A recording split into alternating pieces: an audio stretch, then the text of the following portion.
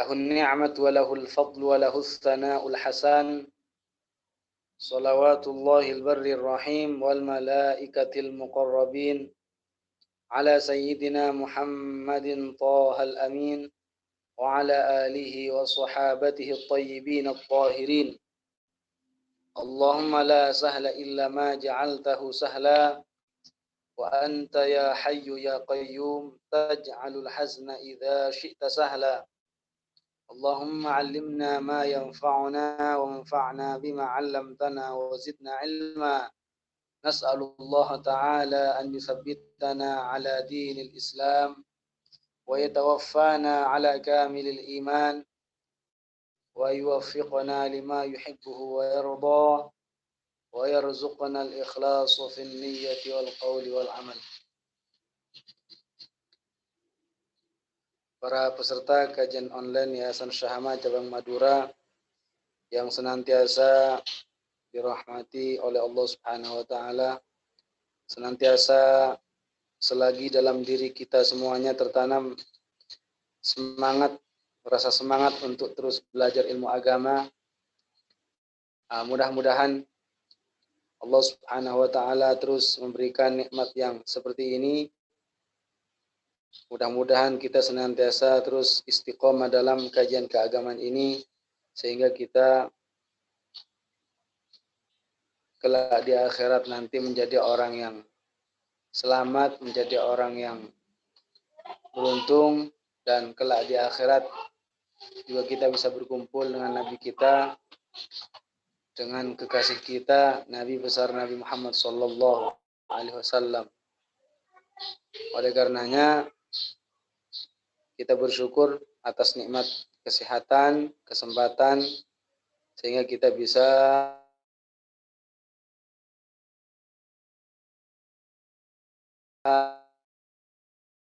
mengikuti kajian ini. Insyaallah tema ini kita akan kita melanjutkan pembahasan terkait maksiat hati, di mana kemarin kita sudah menyelesaikan pembahasan maksiat hati berupa ragu tentang adanya Allah Subhanahu wa taala. Ragu tentang adanya Allah Subhanahu wa taala ini merupakan maksiat hati, dan ini adalah pembahasan terakhir kemarin. Kita akan lanjut ke pembahasan berikutnya, yaitu aman daripada siksaan atau siksa Allah Subhanahu wa taala, siksa atau azab Allah Subhanahu wa taala. Oleh karenanya sebelum kita membaca ke kitab, ya hendaknya kita saling mengingatkan untuk sama-sama menghadirkan niat ikhlas semata-mata kita mengisi kesempatan ini dengan ilmu agama, kecuali hanya mencari ridha Allah Subhanahu wa taala.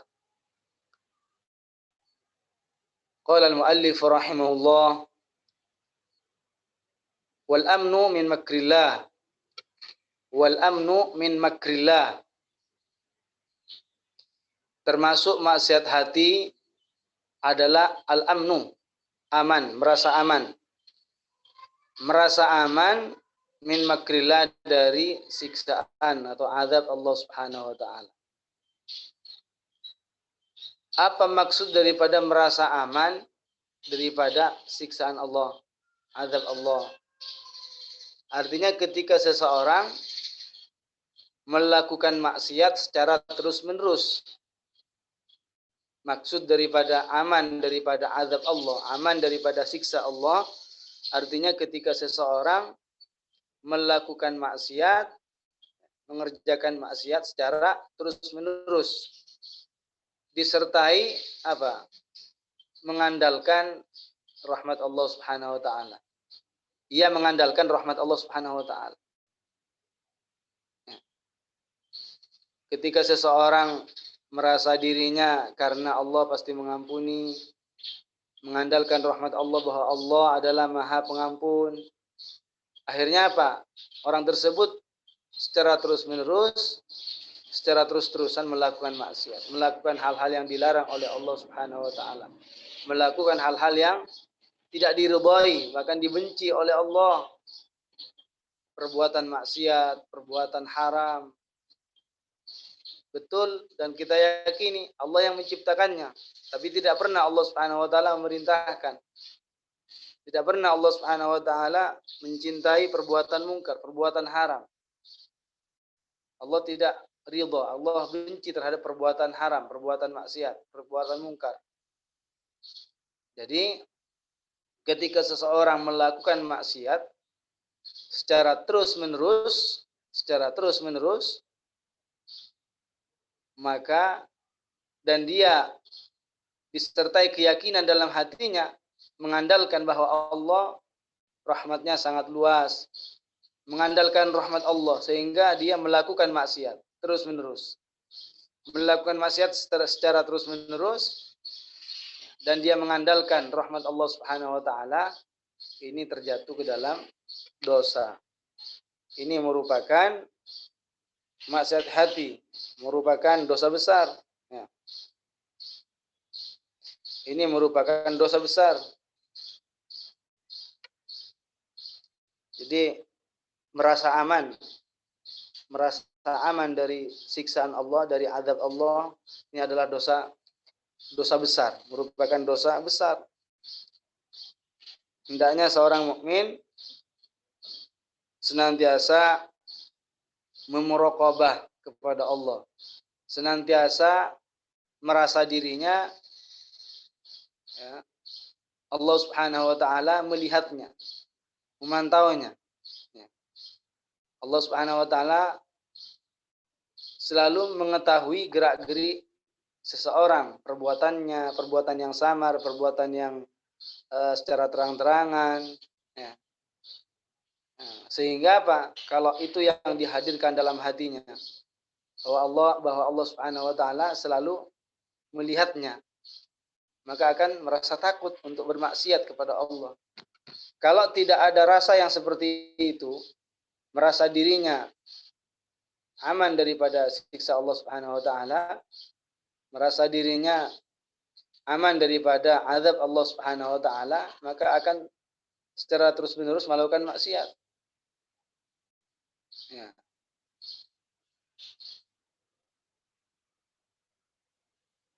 Jadi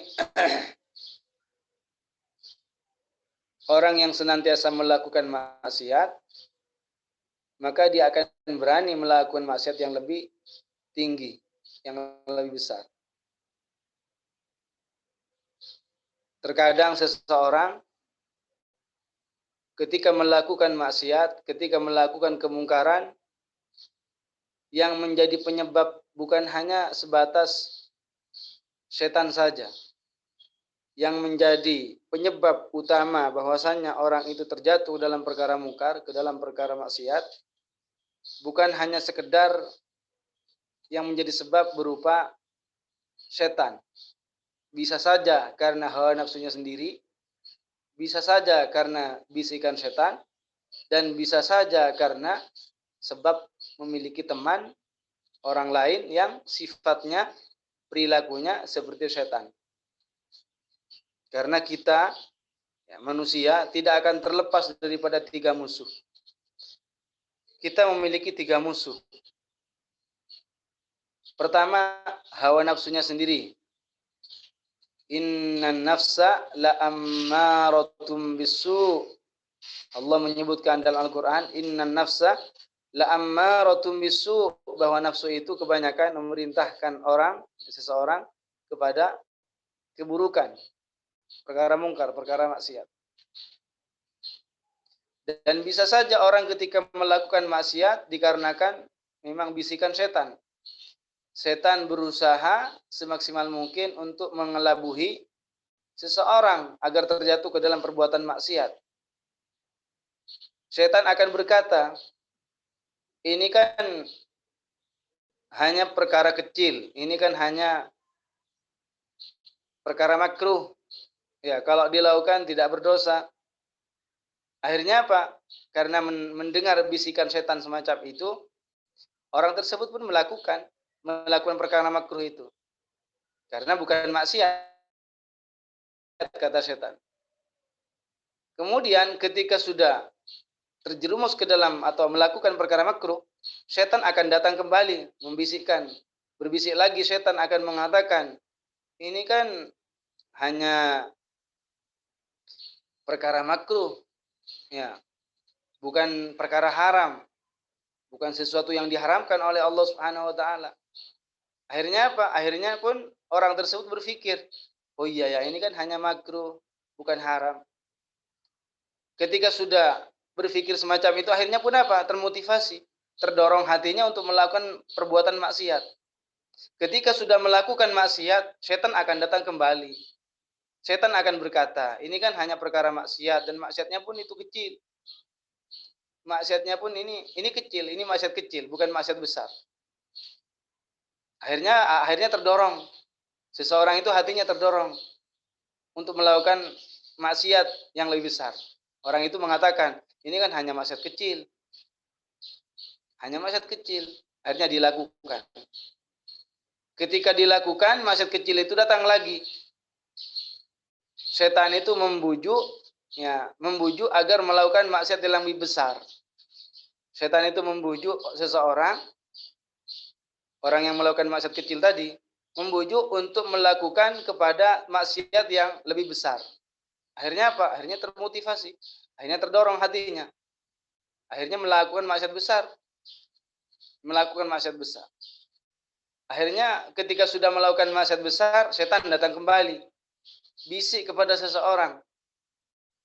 Ini kan hanya maksiat besar, bukanlah kekufuran. Ini hanya maksiat besar. Sampai pada akhirnya setan itu bisa membujuk dan seterusnya, terus berusaha semaksimal mungkin. Akhirnya setan akan merasa gembira ketika seseorang terjatuh ke dalam perkara mungkar. Lebih-lebih yang menjadi target utama dari setan adalah manusia itu mati dalam keadaan kufur, mati dalam keadaan tidak beriman, mati dalam keadaan tidak membawa Islam. Jadi itulah tipu, ya, setan, bagaimana cara membujuk, mengelabuhi seseorang, ya, untuk bisa terjatuh ke dalam perbuatan maksiat. Jadi kalau seseorang melakukan maksiat, itu menjadikan setan menjadi bergembira, senang. Kalau seseorang melakukan maksiat, melakukan perkara mungkar, setan akan merasa gembira, akan merasa senang, lebih-lebih senang lagi kalau orang itu melakukan kekufuran. Dan sebaliknya, kalau orang itu tidak melakukan maksiat, ya, melakukan kebaikan, justru setan itu apa? Tidak senang. Tidak senang, setan itu benci.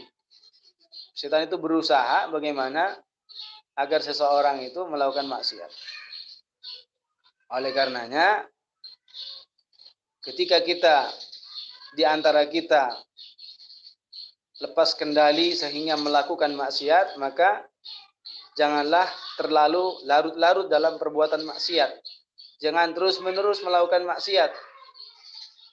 Kita adalah sebagai manusia yang pastinya juga pernah melakukan maksiat. Tapi jangan sampai melakukannya secara terus-menerus. Bersegera seharusnya untuk bertaubat kepada Allah Subhanahu wa taala. Ya. Bertaubat kepada Allah Subhanahu wa taala.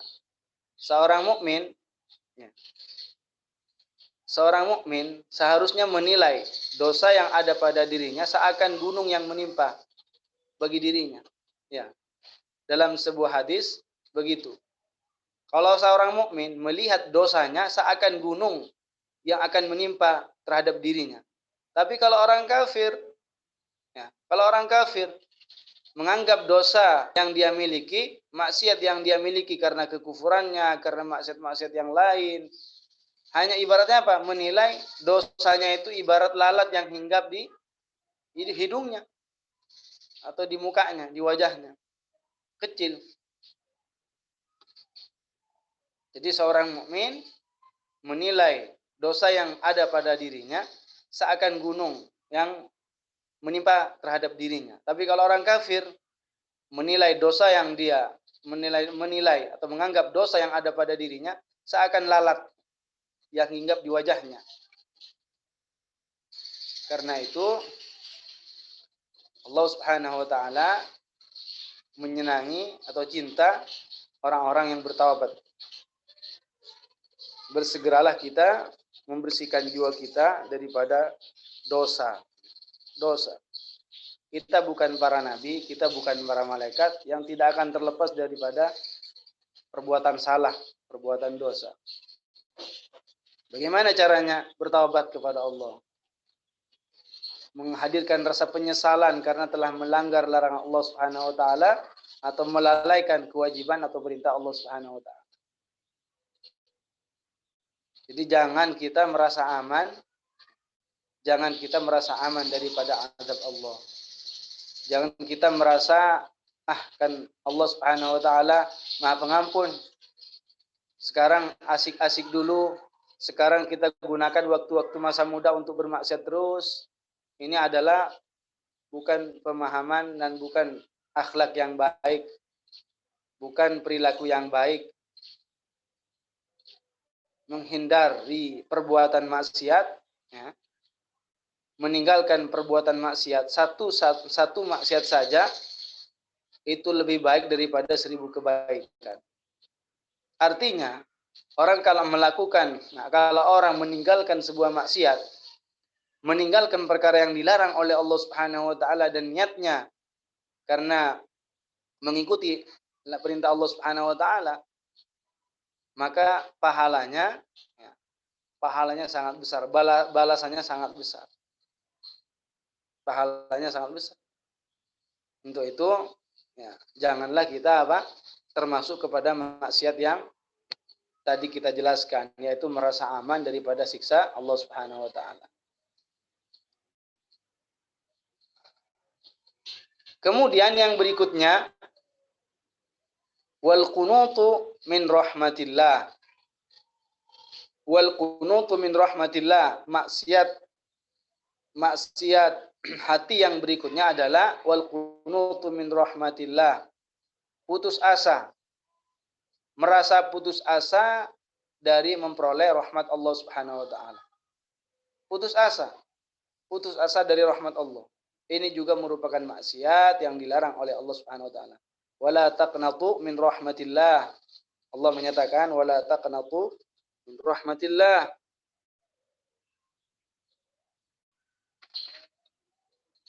Ya. Jadi kita tidak boleh merasa aman dari siksa Allah dan juga kita tidak boleh merasa putus asa. Tidak boleh merasa putus asa untuk memperoleh rahmat Allah Subhanahu wa taala. Maksud daripada putus asa dari memperoleh rahmat Allah itu bagaimana? Artinya ketika seseorang bersangka buruk kepada Tuhannya. Berprasangka buruk kepada Tuhannya sehingga ia menganggap bahwa Allah tidak akan mengampuni dan menganggap bahwa Allah pasti akan memberikan siksaan terhadapnya dikarenakan terlalu banyak dosa. Dikarenakan terlalu banyak dosanya. Jadi maksud daripada putus asa dari memperoleh rahmat Allah, artinya ketika seseorang bersangka buruk kepada Allah, berprasangka buruk kepada Allah Subhanahu wa taala sampai-sampai ia menganggap bahwa Allah tidak akan mengampuninya dan menganggap bahwa Allah pasti akan menyiksanya, akan mengadabnya karena terlalu banyak dosa yang dimilikinya. Perlu diketahui bahwa Allah Subhanahu wa taala adalah zat Maha Pengampun, Maha Penyayang. Allah Subhanahu wa taala akan mengampuni sebesar apapun dosa milik seseorang, pasti akan diampuni jika memang dikehendaki oleh Allah. Hanya satu dosa yang tidak diampuni oleh Allah. Hanya satu kemaksiatan yang tidak diampuni oleh Allah Subhanahu wa taala. Apa itu? Dosa kekufuran, dosa kesyirikan. Karena maksiat yang paling parah, maksiat yang paling besar dan itu tidak diampuni oleh Allah hanya satu. Akbaru dzambi alladzi yaqtariful abdu wa huwa al-kufru. Ya. Jadi al-kufru akbaru ma'siyatin. Jadi kekufuran itulah merupakan dosa yang paling besar. Kezaliman yang paling parah. Sehingga tidak diampuni orang kalau mati dalam keadaan tidak beriman. Sehingga tidak diampuni orang yang mati dalam keadaan kekufuran. Rasulullah Nabi kita Muhammad sallallahu alaihi wasallam pernah menyatakan, "Innallaha la yaghfiru li'abdihi. Innallaha la yaghfiru li'abdihi ma lam yaqa'il hijab." Sesungguhnya Allah Subhanahu wa taala akan mengampuni dosa seorang hamba selama tidak ada hijab. Selama belum ada hijab. Kemudian para sahabat berkata, "Wa ma wuqu'ul hijab ya Rasulullah?" Wa ma wuqu'ul hijab ya Rasulullah? Lalu Rasulullah menjawab, antamutan nafsu wa hiya musyrikah. Sesuatu yang dapat menghalangi untuk memperoleh ampunan dari Allah adalah ketika seseorang mati dalam keadaan syirik, mati dalam keadaan kufur. Tapi kalau kemaksiatan yang dilakukan oleh seseorang bukanlah kekufuran, bukanlah kesyirikan, walaupun banyak sekali, tidak boleh berprasangka karena terlalu banyak dosanya, pasti Allah akan mengadabnya. Pasti Allah tidak akan mengampuninya. Nah, ini adalah maksiat hati. Tidak boleh. Tidak boleh. Allah Subhanahu wa taala Tawwabur Rahim.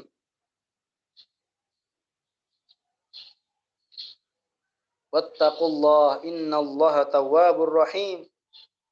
Allah Subhanahu wa taala berfirman, "Wattaqullah innallaha tawwabur rahim." Bertakwalah kalian kepada Allah. Sungguh Allah Subhanahu wa taala adalah penerima taubat dan Maha Penyayang. Dan ini juga tidak meniscayakan dan tidak memberikan pemahaman karena Allah Maha Pengampun, ya, penerima taubat apa untuk memotivasi seseorang, untuk mendorong seseorang melakukan maksiat yang begitu banyak. Bukan, tidak. Jadi sangat salah dan jauh daripada kebenaran ketika seseorang berpikir kita melakukan maksiat kemudian bertaubat. Kita melakukan perkara haram lalu kita bertaubat. Kenapa? Karena tidak ada dorongan, ya, dalam hadis, dalam Al-Quran yang diperintah suruh melakukan apa? Melakukan dosa, melakukan maksiat dan mengandalkan taubat dan mengandalkan rahmat. Ya. Jadi ketika seseorang berprasangka buruk semacam ini, bahwa karena terlalu banyak dosa yang dimilikinya sampai-sampai meyakini Allah tidak akan mengampuninya, pasti Allah mengadabnya. Ini apa? Ini tidak boleh. Apa jalan yang mesti dilalui oleh seorang mukmin? Yaitu harus berada di antara al-khaufi war raja, antara takut dan berharap. Ya. Antara takut dan berharap. Kita seorang mukmin dianjurkan untuk senantiasa berada di antara dua perkara, antara takut dan antara berharap. Maksudnya takut dari apa? Takut daripada memperoleh azab Allah Subhanahu wa taala, dan berharap artinya berharap daripada ampunan Allah. Mengharapkan ampunan Allah Subhanahu wa taala. Ini kalau kondisi seorang mukmin tersebut belum mendekati ajal kematian. Tapi kalau seandainya sudah mendekati ajal kematian, maka hendaknya orang tersebut apa? Mengedepankan rasa berharap. Ya. Mengedepankan, mengutamakan rasa berharap ketimbang rasa takut. Artinya berharap kepada apa? Berharap kepada ampunan Allah Subhanahu wa taala. Jadi saya ulang bahwa seorang mukmin hendaknya kondisinya, keadaannya mesti berada di antara dua perkara. Antara berharap dan antara takut. Takut maksudnya apa? Takut daripada siksaan Allah. Berharap apa maksudnya? Berharap daripada ampunan Allah Subhanahu wa taala. Akan tetapi saat seorang mukmin mendekati ajal kematian, hendaknya mengutamakan rasa berharap itu daripada takut.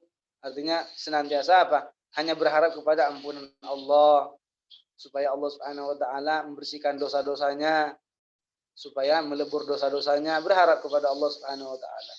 Berharap menjadi orang-orang yang selamat, menjadi orang-orang yang beruntung. Ini.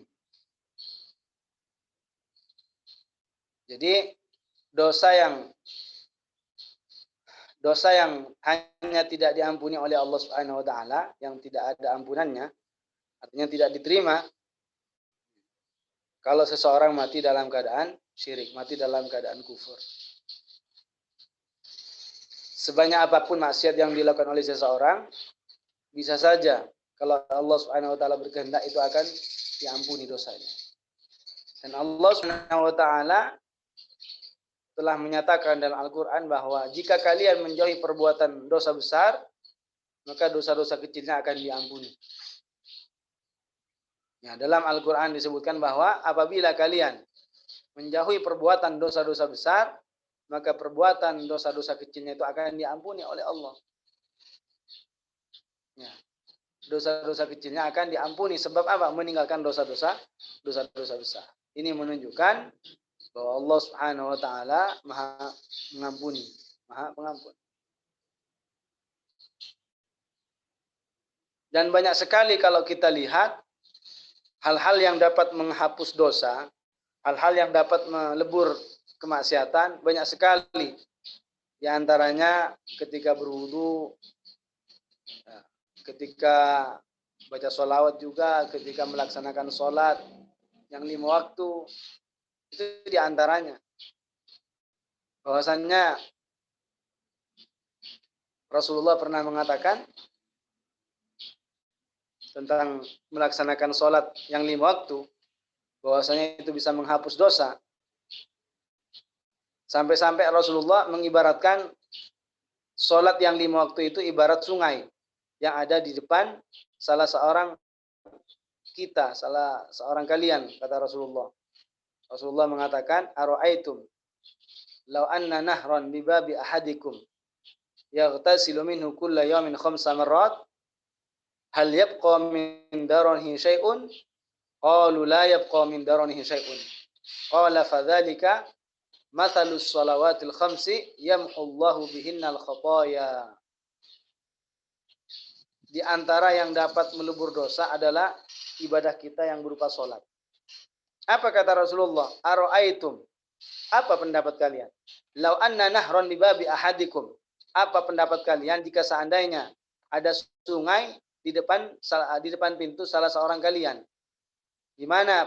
Apa pendapat kalian? Kata Rasulullah. Apa pendapat kalian jika seandainya ada sungai di depan pintu salah seorang kalian?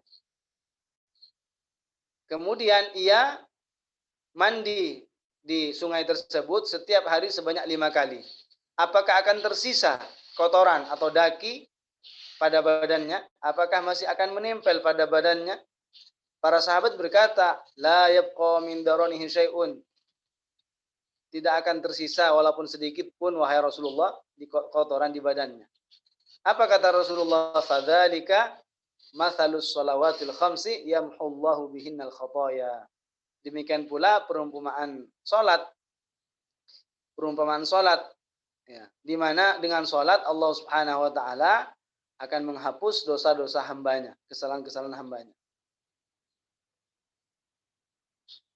Ini di antara ibadah yang kita lakukan setiap hari, di mana kalau kita melakukannya secara sempurna itu merupakan kafarat, ya, merupakan sesuatu yang dapat melebur, sesuatu yang dapat menghapus dosa.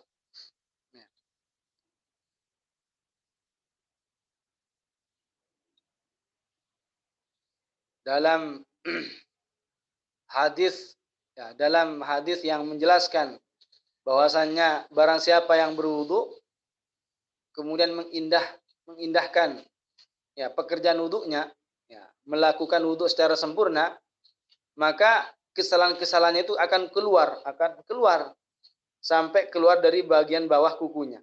Man tawaddaa fa ahsana wudu'ahu kharajat dzunubuhu atau khotoyahu, ya. Kharajat khotoyahu hatta min tahti adhafirihi atau kama qala Rasul. Jadi kata Rasulullah, barang siapa yang berwudu dan ia mengindahkan wudunya, maka akan keluar dosa-dosanya, akan lepas.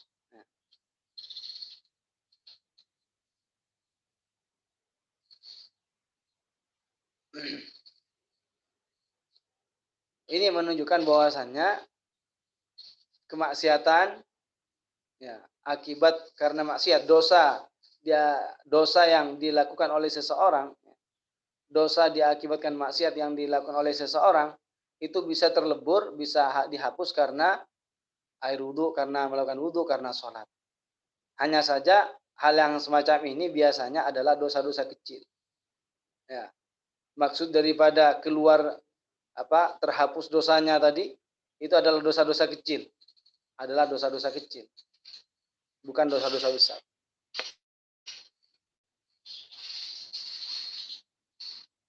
Karenanya kita jangan berputus asa daripada memperoleh rahmat Allah Subhanahu wa taala. Kita jangan berputus asa daripada memperoleh rahmat dari Allah Subhanahu wa taala. Karena Allah Maha mengampuni, Allah Maha pengampun. Sebanyak apapun dosa yang kita lakukan, ya, jangan pernah berputus asa untuk selalu diampuni oleh Allah Subhanahu wa taala. Nah, kemudian maksiat hati yang berikutnya adalah wattakabburu ala ibadihi. Wattakabburu ala ibadihi. Sombong, ya, kepada para hamba-hamba Allah Subhanahu wa taala. Sombong kepada hambanya, kepada hamba Allah. Sombong kepada sesama manusia. Ini adalah maksiat. Ya, sombong adalah maksiat.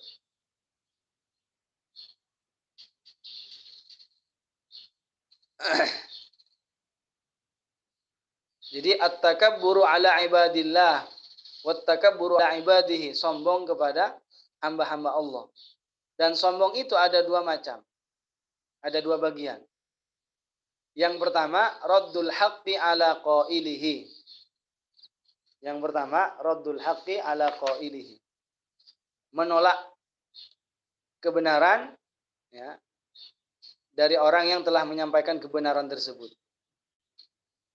Ya, menolak perkara hak yang disampaikan oleh orang lain. Dia menolaknya dikarenakan mungkin yang menyampaikan kebenaran itu masih terlalu rendah usianya, masih terlalu kecil, masih terlalu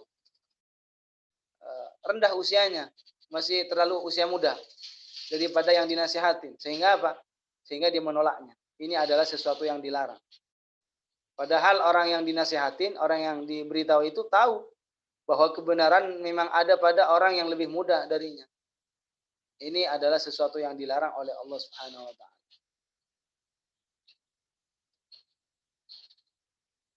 Jadi menolak kebenaran, menolak perkara yang hak, seandainya pun yang menyampaikan itu lebih muda daripada kita, maka kita harus terima. Maka kita harus bersyukur karena masih ada yang menjelaskan dan menyampaikan kepada kita. Kalau seandainya bukanlah dia yang bisa seandainya bukan dia menyampaikan kebenaran, kita tidak tahu.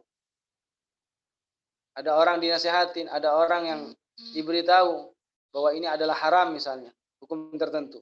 Ini haram, ini tidak boleh.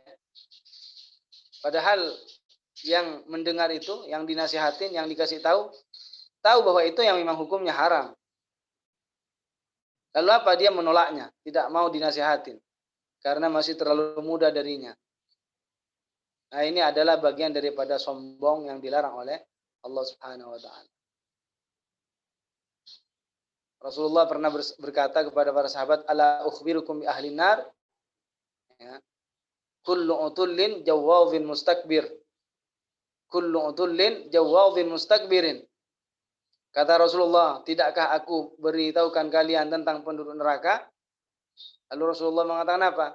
Kullu utullin jawwazin mustakbir. Setiap orang yang bermusuhan secara batil dan orang-orang yang menumpuk hartanya tapi tidak dizakatin, tidak dikeluarkan haknya, zakatnya tidak dikeluarkan. Mustakbir dan orang yang sombong.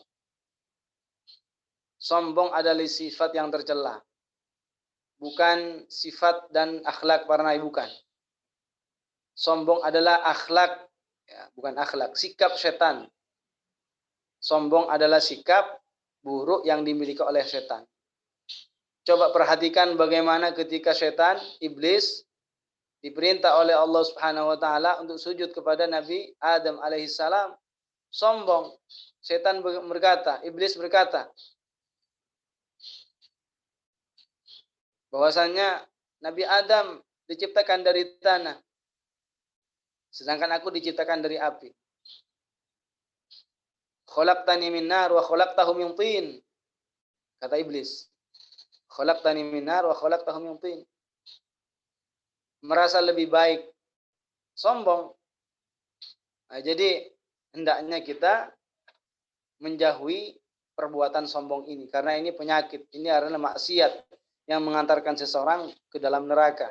Rasulullah mengatakan, mustakbir, kullu utullin jawwadhin mustakbir, sombong. Kita dianjurkan untuk saling menasihati. Apa kata Rasulullah dalam hadisnya?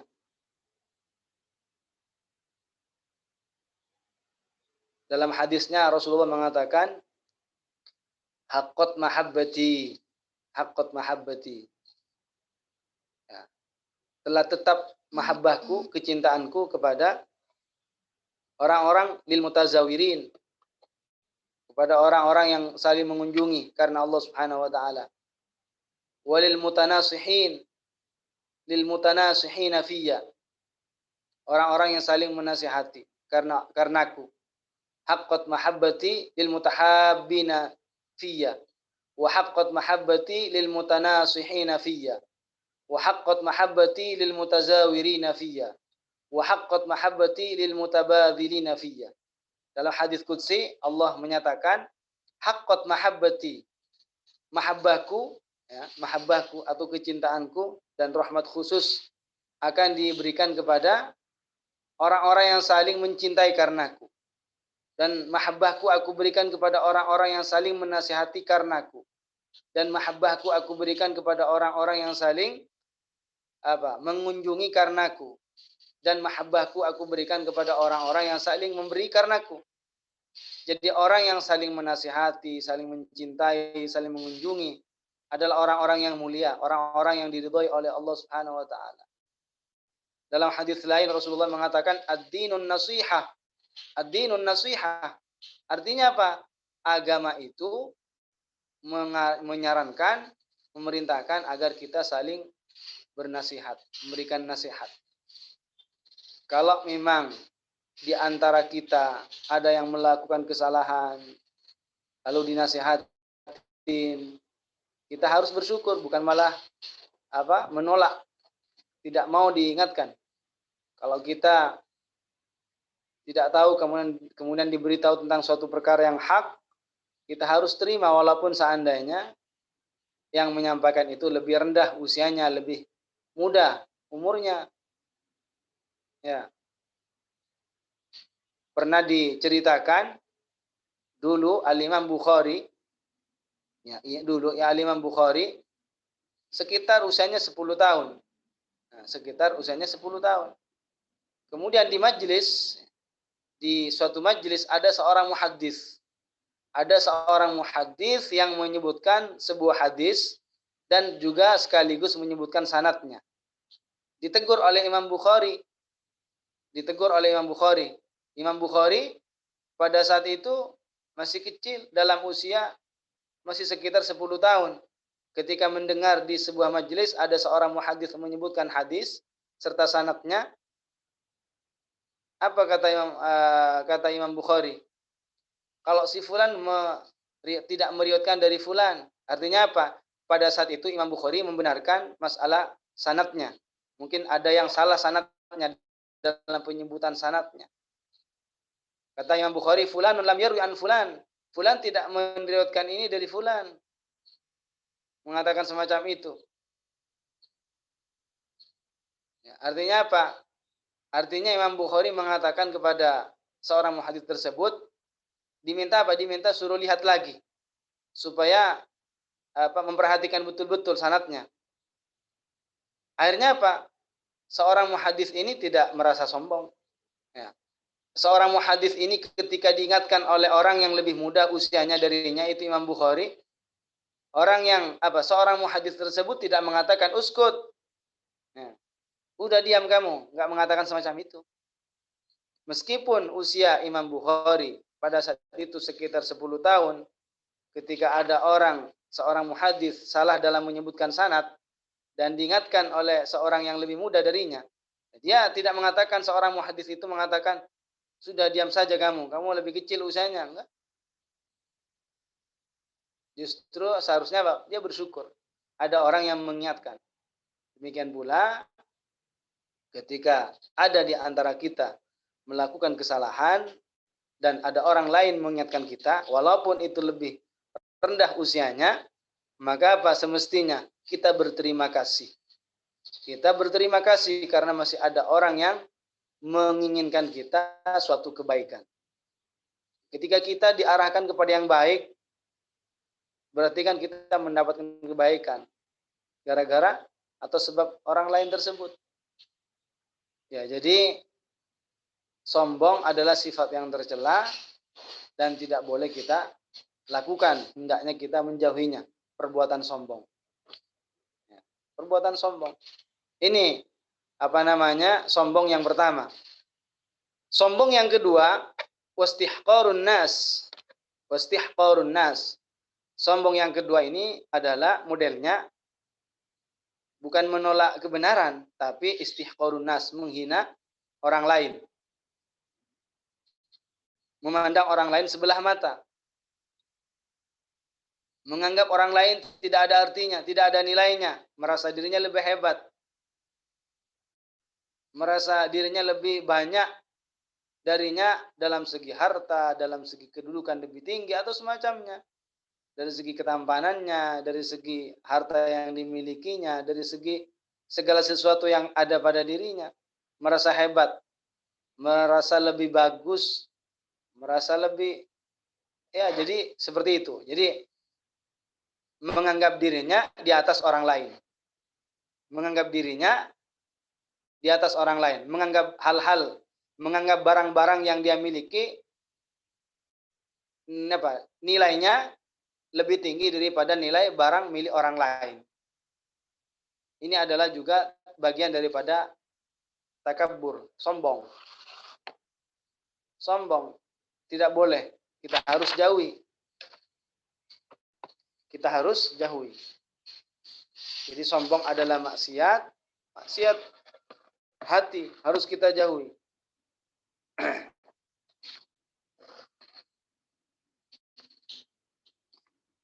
Merasa dirinya lebih banyak, ya, lebih banyak hartanya atau dirinya lebih sehat, ya, dari fisiknya lebih sehat. Artinya dari segi fisiknya, kesehatan fisiknya itu lebih fit, lebih kuat, lebih daripada orang lain. Melihat orang lain itu lemah, sakit-sakitan misalkan. Melihat orang lain sakit-sakitan, orangnya lemah, sakit terus, ngeluh terus. Sedangkan dirinya sendiri sehat, nyaman hidupnya, menilai dirinya lebih baik. Ini juga maksiat, merupakan maksiat. Ya, jadi tidak boleh. Tidak boleh. Allah Subhanahu wa taala menyatakan dalam Al-Qur'an tentang dilarangnya sombong ini, wala tusa'ir khaddaka linnas. Wala tusa'ir khaddaka linnas.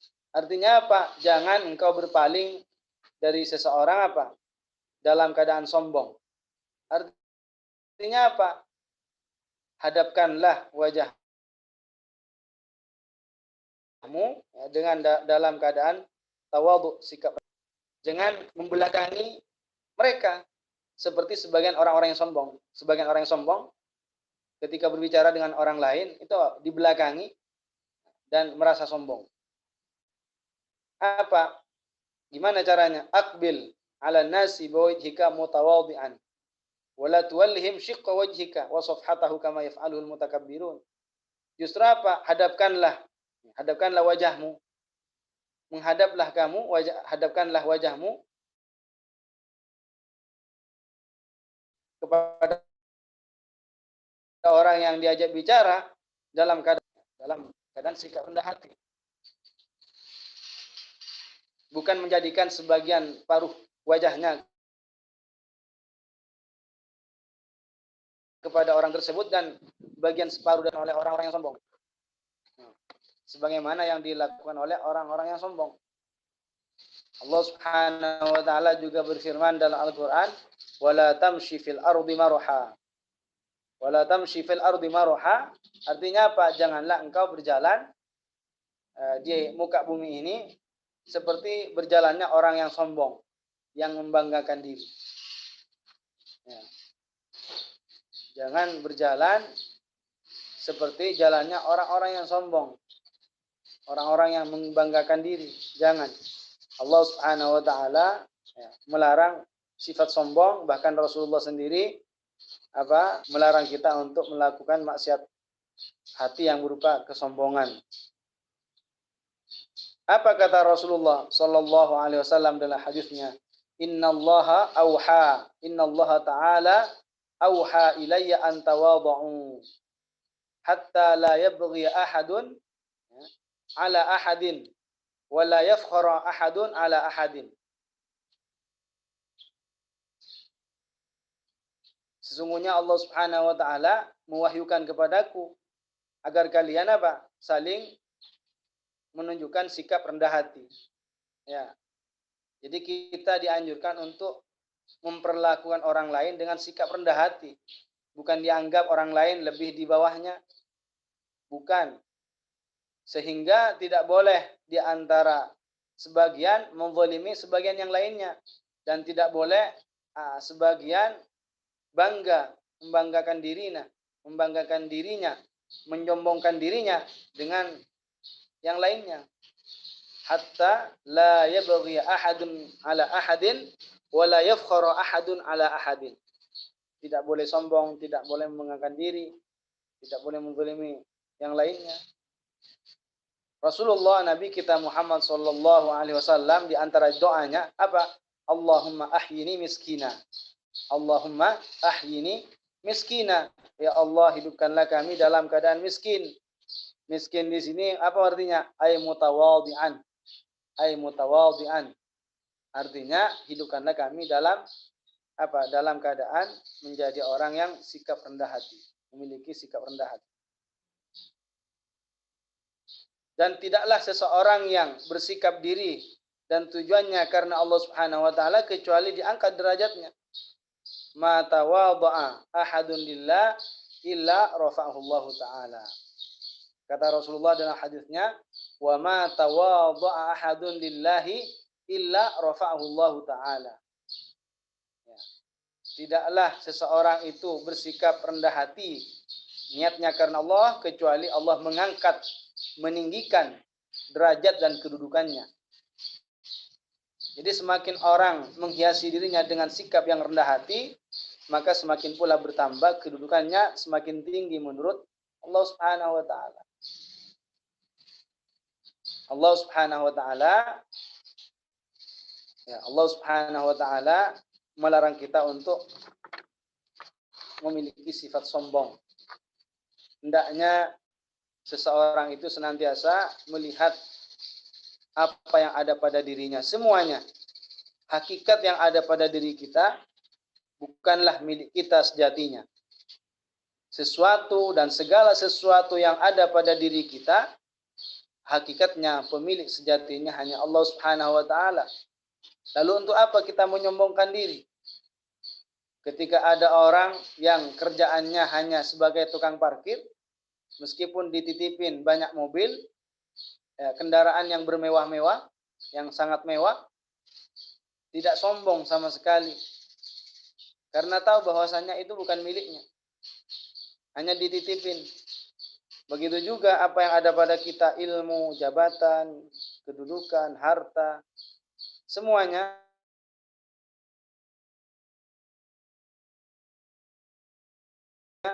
kita mestinya jangan. Jadi kalau seseorang meletakkan wadah yang terbuat dari emas atau terbuat dari perak di lemarinya misalnya, dan sekiranya supaya dilihat orang lain, dia tujuannya untuk membangga-banggakan. Jadi kalau ada orang menyimpan emas atau perak di lemarinya misalnya atau di tempat tertentu supaya dilihat orang, tujuannya untuk sombong, supaya dikatakan begitu kayanya, begitu banyak hartanya, di rumahnya ada sesuatu yang tidak ada pada rumah orang lain. Ini dosa besar. Hendaknya kita selalu memperhatikan sikap dan perilaku dan apa yang kita lakukan dalam setiap waktu dan dimanapun kita berada. Mungkin saja ada orang yang melakukan, di antaranya ada orang pakai pakaian yang bagus atau mengendarai kendaraan yang bagus dan tujuannya sombong, membanggakan diri, maka ini dosa besar. Kullu syai'in yaf'aluhul insanu lil fakhri. Setiap sesuatu yang dilakukan oleh manusia dan tujuannya untuk membanggakan diri, seperti memakai pakaian yang bagus atau mengendarai kendaraan yang bagus, fahuwa haram. Hendaknya tanamkan dalam diri kita ketika melakukan sesuatu apapun, selama itu adalah perkara yang nilai ketaatan, hanya dari ridho dari Allah Subhanahu wa taala. Jangan sampai ada nilai ingin dipuji, ingin disanjung, ingin dikatakan lebih baik, lebih hebat, tidak boleh. Begitu juga kalau ada orang dalam hatinya tertanam sebuah niat ketika membangun rumah besar. Apa niatnya? Supaya dikatakan rumahnya besar sekali, rumahnya bagus sekali. Niatnya itu bangun rumah yang besar dan niatnya supaya dikatakan rumahnya besar, rumahnya bagus, supaya dianggap rumahnya lebih baik, lebih indah, lebih bagus daripada rumah milik orang lain. Ini orang tersebut telah terjatuh ke dalam perbuatan dosa. Hendaknya kita jangan menyombongkan diri. Hendaknya senantiasa kita ingat terhadap pesan Nabi. Apa kata Rasulullah? Innakum lataghfuluna an afdali al-ibadati tawadu. Sesungguhnya kalian akan melupakan ibadah yang paling utama, yaitu sikap rendah hati. Sikap rendah hati, tidak menyombongkan diri, tidak menganggap dirinya lebih baik, lebih di atasnya daripada yang lain, tidak menganggap segala-galanya di atas orang lain. Walaupun ilmunya banyak, walaupun hafalannya banyak, jangan merasa, wah itu baru kemarin, baru belajar, hafalnya lebih banyak saya. Misalnya, ini adalah sesuatu yang dilarang oleh Allah Subhanahu wa taala. Ya. Rasulullah bahkan mengatakan, la yanalul ilma itsnan. Tidak akan mendapatkan ilmu dua orang. Siapa yang dua orang itu? Pertama, mustahil, orang yang malu untuk belajar, malu untuk bertanya tentang urusan agamanya. Yang kedua, mutakabbir, sombong. Jadi hendaknya kita menjauhi perbuatan sombong. Artinya sombong itu melakukan sesuatu dan ada tujuan supaya di kalangan manusia lainnya itu memiliki keistimewaan yang tidak ada pada orang lain. Ingin dikatakan punya sesuatu yang tidak ada pada orang lain. Dengan cara dimuliakan, dihormatin. Jadi supaya dikagumi oleh orang. Jadi maksud daripada inti sombong adalah melakukan sesuatu dan jadi ini maksud daripada sombong. Jadi tidak boleh, Allah Subhanahu wa taala tidak mencintai orang kesombongan, sombong dalam pakaian, dalam barang-barang rumah atau dan yang lainnya. Dalam hadis disebutkan, hadis yang diriwayatkan Imam Bukhari, bahwa orang-orang yang sombong kelak di akhirat nanti ketika di mahsyar, di tempat perkumpulan manusia, mereka nanti akan apa? Seperti semut. Bentuknya mereka seperti semut dan diinjak-injak dengan kaki mereka. Di kaki orang lain maksudnya. Jadi apa namanya? Orang-orang yang sombong kelak di akhirat ya, akan dikumpulkan pada hari kiamat seperti azhar, semut merah. Semut merah. Kemudian orang-orang itu apa? Menginjak mereka dengan kakinya, diinjak-injak. Ini masih apa? Sebelum masuk neraka. Apalagi merasakan siksa neraka yang lebih perih. Kondisinya sangat menyakitkan. Keadaan seseorang yang merasakan siksa neraka jelas sangat menyedihkan daripada hanya sekedar diinjak-injak oleh kaki orang lain, diinjak oleh kaki orang-orang pada saat itu di padang mahsyar. Jadi Sayyidina Ali mengatakan, untuk apa? Bagaimana mungkin anak itu bisa sombong? Padahal awal mulanya manusia itu hanya merupakan apa? Mani. Sesuatu yang tidak berharga, sesuatu yang hina. Dan akhirnya pun hanya berupa bangkai. Bangkai itu artinya tidak ada ruhnya. Jifa. Kata Sayyidina Ali, awwaluhu jifa, awwaluhu nutfa wa akhiruhu jifa. Awwaluhu nutfa wa akhiruhu jifa.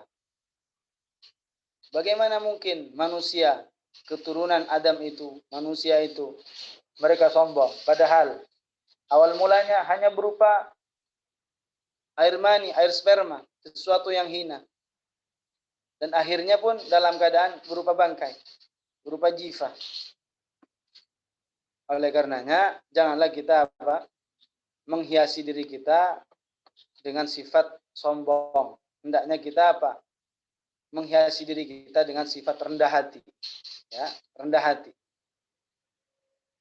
Bahkan orang yang memiliki sikap rendah hati ini tinggi kedudukannya menurut Allah Subhanahu wa taala. Jadi tawadhu, sikap rendah hati itu merupakan termasuk ibadah yang sangat agung, sangat mulia menurut Allah Subhanahu wa taala. Kita dianjurkan selalu menghiasi diri kita dengan sikap rendah hati, baik dengan sesama usia atau lebih kecil atau lebih besar, dengan orang yang kaya atau dengan orang yang fakir. Hendaknya kita senantiasa memperlakukan mereka dengan sifat tawadhu, dengan sifat rendah hati, agar saling terwujud yang namanya sifat rasa kasih sayang, agar terwujud rasa saling menyayangi. Ya, kalau kita sesama yang sama usianya, kemudian atau kepada orang yang lebih dewasa atau kepada orang yang lebih rendah usianya, kita perlakukan mereka dengan sikap rendah hati, maka akan terwujud sifat yang namanya saling menyayangi. Kalau kita memang disarankan kepada orang yang lebih dewasa untuk menghormati, dan kepada yang lebih rendah usianya kita menyayangi. Laisa minna man lam yuqir kabirana wa yarham saghirana. Kata Rasulullah, laisa minna, artinya apa laisa minna? Tidak akan termasuk umatku yang sempurna imannya man lam yuqir kabirana, orang yang tidak memuliakan yang lebih dewasa, yang lebih tinggi usianya, yang lebih tinggi, dan tidak menyayangi yang lebih kecil. Kita perlakukan orang lain ya dengan sikap yang rendah hati, dengan akhlak-akhlak yang mulia, dengan akhlak-akhlak yang merupakan akhlak Rasulullah Sallallahu Alaihi Wasallam. Inilah akhlak Rasulullah yang senantiasa mengajarkan kita supaya saling menyayangi, bukan saling menzalimi, bukan saling menghujat, bukan saling mencari kesalahan orang lain. Rasulullah mengatakan, al-muslim akhul muslim, la yadhlimuhu wa la yahsudu wa la yahqiruhu. Seorang muslim itu adalah saudara bagi muslim lainnya. La yadhlimuhu, tidak menzalimi, la yahsudu, tidak menghasutnya, la yahqiru, dan tidak menghinanya. Tidak menghinanya. Ya, jadi inilah akhlak yang harus kita jaga, dan kita berusaha semaksimal mungkin untuk menghindari dan menjauhkan diri kita daripada sifat sombong. Sombong yang merupakan dosa. Baik, mungkin untuk sesi kedua ini kita sudahi. Sampai ini menjadi ilmu yang manfaat, ilmu yang barokah, dan menjadikan kita menjadikan kita menjadi orang, mudah-mudahan Allah Subhanahu wa taala menjadikan kita sebagai orang-orang yang mutawadhi'in, orang-orang yang sikapnya rendah hati. Sikap rendah hati.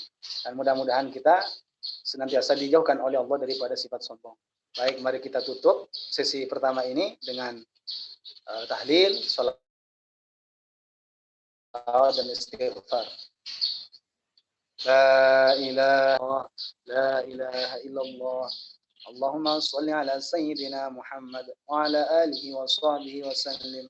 Allahumma shalli ala sayyidina Muhammad wa ala alihi wa sahbihi wa sallim. Allahumma shalli ala sayyidina Muhammad wa ala alihi wa sahbihi wa sallim.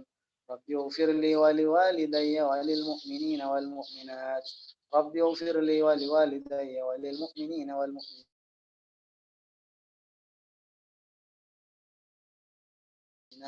Rabbi ighfir li wa liwalidayya wa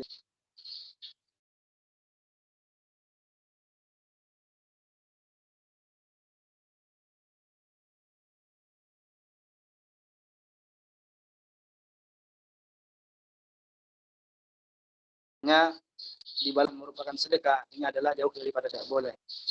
Ini tidak, karena ini adalah menyalahi daripada nilai-nilai agama.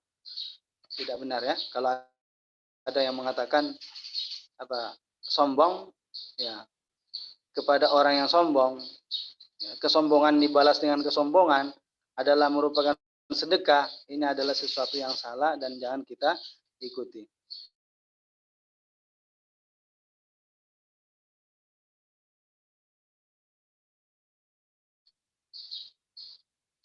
Kemudian kesombongan yang kedua, apakah sombong yang dilakukan manusia juga menjerumuskan kekal di neraka? Kita tahu bahwasannya yang hanya mengekalkan seseorang di neraka karena kemaksiatannya itu ketika menolak kebenaran karena Karena masih tetap dalam keyakinan yang buruk misalnya. Dalam keyakinan kufur misalnya. Tidak mau diingatkan. Tetap berpegang teguh dengan akidah salah misalkan. Sehingga mati dalam keadaan seperti itu, ya kekal di dalam neraka. Tapi kalau hanya kekalnya bukan masalah seperti itu, ya, sombong biasa, ya dosa besar. Maksudnya dosa besar bagaimana dosa besar? Berhak untuk disiksa di neraka dan masih karena ada keimanan, ya nanti akhirnya pun akan dikeluarkan dari neraka. Artinya orang yang sombong melakukan kesombongan selama itu mati dalam keadaan iman, walaupun dalam keadaan sombong, orang tersebut berhak disiksa neraka. Tapi tidak dikekalkan. Kenapa? Karena yang kekal di neraka itu hanya orang kafir. Selama orang itu dalam dirinya masih ada keimanan, pasti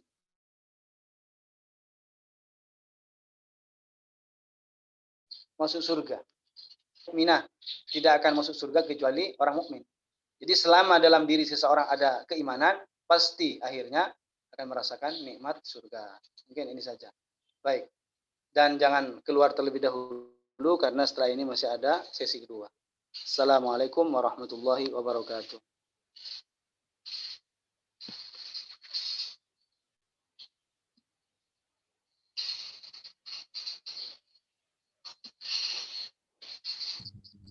Saya ambil alih ya. Assalamualaikum warahmatullahi wabarakatuh. Bismillahirrahmanirrahim. Alhamdulillahi rabbil alamin. Wa sallallahu wa sallama ala rasulihil amin. Wa ala alihi wa sahbihi ajma'in. Allahumma allimna ma yanfa'una wa anfa'na bima 'allamtana. Wazidna ilma ya rabbal alamin. Teman-teman yang semoga sama-sama dirahmati oleh Allah Subhanahu wa taala. Alhamdulillah, kita bersyukur kepada Allah Subhanahu wa taala dikarenakan hingga saat ini kita mendapatkan taufik dari Allah taala, mendapatkan hidayah dari Allah Subhanahu wa taala sehingga kita bisa sama-sama melaksanakan mudzakarah ilmu agama pada kesempatan kali ini. Semoga kita dijadikan orang-orang yang istiqamah dalam melakukan amalan baik. Oleh karena itu, marilah kita sama-sama mengikhlaskan niat karena Allah Subhanahu wa taala dalam menghadiri mudzakarah ilmu agama pada kali ini. Jadi pertemuan sebelumnya, itu pertemuan kemarin ya, kita sudah membahas tentang sedikit ya, seputar Al-Imam Ibnu Asakir, ya, biografi beliau, bagaimana siapa beliau namanya, kemudian kelahirannya kapan, ya, kemudian guru-gurunya siapa saja, di antara guru-gurunya siapa saja, kemudian beliau mengajarnya di mana, kemudian pujian para ulama terhadapnya. Kita akan kemudian kewaraannya beliau juga. Ya, pada kesempatan kali ini insyaallah taala kita akan sedikit menyelesaikan tentang tentang biografi beliau, biografi singkat beliau. Ya, setelah itu kita akan masuk kepada inti pembahasan. Saya akan bukakan kitabnya dulu.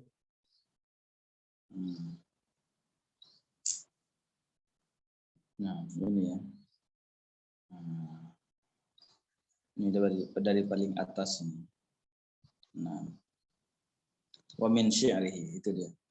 Nah, qala al-muallif rahimahullah wa nafa'ana bihi wa bi'ulumihi fid dharain amin. Sekarang ini akan beliau, yaitu guru kita Syekh Samir Al-Qadhi, akan menyebutkan kepada kita sebagian dari syair yang dikatakan oleh Al-Imam Ibnu Asakir. Wa min syi'rihi, ya, dan di antara syairnya, ini yang paling atas ya. Khaf idza ma bitta tarju, ya. Warju in asbahta khaif. Kam atad dahru bi'usrin fihi lillahi lataif. Khaf idza ma bitta tarju, ya, hadirkanlah rasa takut ya terhadap Allah Subhanahu wa taala, maksudnya hadirkanlah rasa takut apabila engkau bermalam dalam keadaan mengharapkan rahmat Allah Subhanahu wa taala. Warju in asbahta khaif, dan hadirkanlah rasa pengharapan dalam hati jika engkau masuk pagi dalam keadaan takut terhadap Allah Subhanahu wa taala, takut terhadap siksa Allah taala. Maksudnya di sini, maksud beliau apa? Seorang hamba yang sepatutnya dia lakukan adalah hendaknya berada di antara takut, ya, dan juga di antara pengharapan. Dia takut terhadap siksa Allah Subhanahu wa taala dan mengharap ridha dari Allah Subhanahu wa taala. Ini ya. Jadi kita ini selaku hamba itu ada di tengah-tengah itu. Ya, mengharapkan ridha Allah taala. Ya, demikian juga apa? Kita takut juga, ya, takut juga terhadap siksa Allah Subhanahu wa taala. Jangan cuma satu-satu saja. Ya, jangan cuma yang ada hanya pengharapan rahmat Allah taala saja. Atau yang ada dalam hatinya hanya takut terhadap siksa Allah taala saja tanpa ada pengharapan rahmat. Ini berbahaya kalau seperti itu. Kenapa? Dikarenakan kalau seseorang ini yang ada dalam hatinya hanya takut terhadap siksa Allah taala saja, tanpa ada pengharapan rahmat Allah Ta'ala, dia akan terjatuh ke dalam keputusasaan. Ya. Jadi contohnya dia dari saking banyaknya perbuatan maksiat yang dia lakukan banyak begitu, yang ada dalam hatinya itu hanya takut terhadap siksa Allah dan tidak ada pengharapan dalam hatinya terhadap rahmat Allah. Sehingga apa yang terjadi? Nanti dia akan putus asa. Kemudian dia akan mengatakan Allah Ta'ala pasti akan menyiksaku. Allah Ta'ala tidak akan mengampuniku. Nah, ketika sudah seperti itu, ini sudah terjatuh dalam perbuatan maksiat. Kalau dia itu hanya yang ada dalam hatinya itu hanya mengharap rahmat Allah Ta'ala saja, dan tanpa ada rasa takut terhadap Allah, orang ini akan terjatuh dalam perbuatan maksiat. Dia akan melakukan maksiat gitu terus ya, maksiat lagi. Kemudian bilangnya apa? Allah Ta'ala itu kan Maha Pengasih. Allah Ta'ala itu kan Maha Pengampun. Ya sudahlah, saya akan lakukan maksiat. Habis itu Allah Ta'ala akan mengampuni saya. Nah, jadi akan terjatuh seperti ini. Ini juga perbuatan ini